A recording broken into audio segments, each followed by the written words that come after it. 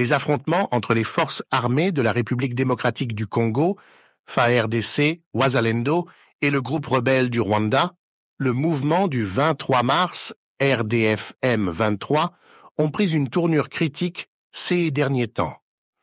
Dans cette vidéo, nous vous fournirons des images exclusives du front, vous permettant d'avoir un aperçu visuel des réalités sur le terrain.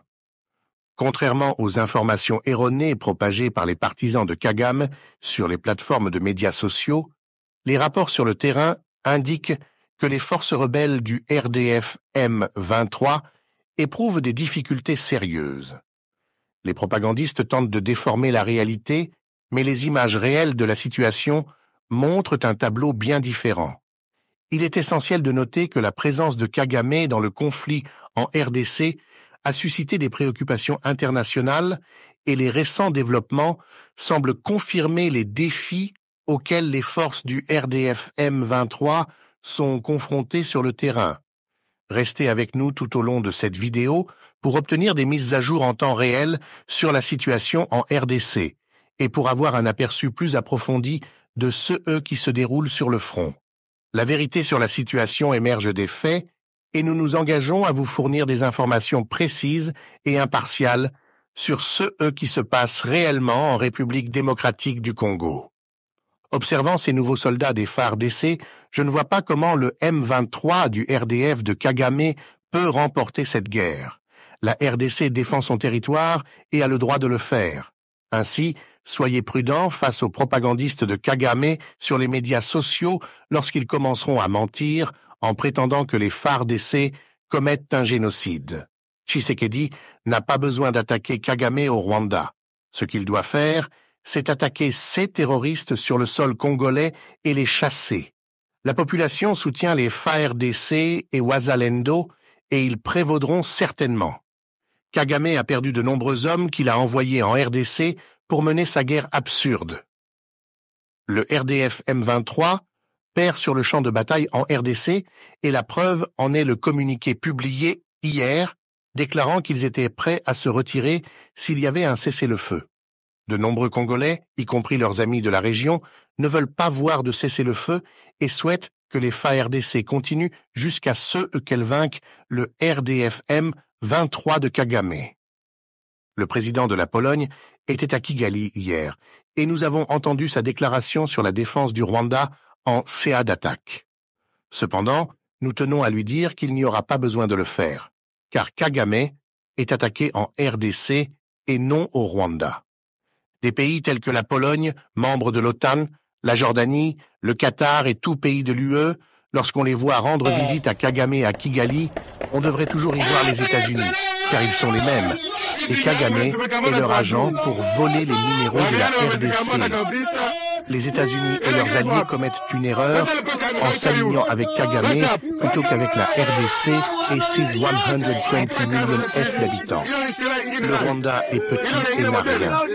J'espère qu'ils ne seront ni fâchés ni surpris lorsque la RDC décidera de s'aligner avec la Russie et la Chine.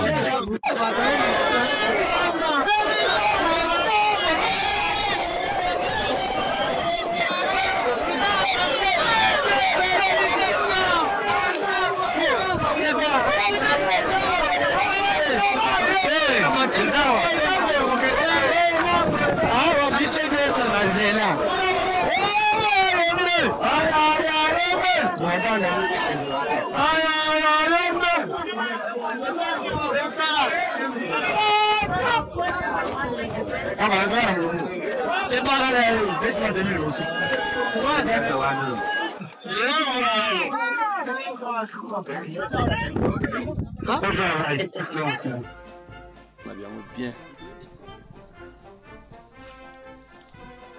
Loka masasi bayaki ndeko ya oyo kutu bazalendu balokoti balembi nde oyo etikali batibali na bango gouvernement mobimba kaka soko tali kala ba bombo na bango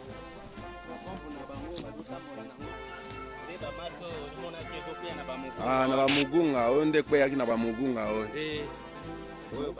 nde to banomona yango donc repeli ekomi ya pembe eziki ekomi pembe dona balolemo ekatani balolemu babongo awa kolokotana nini okotika nini yo kama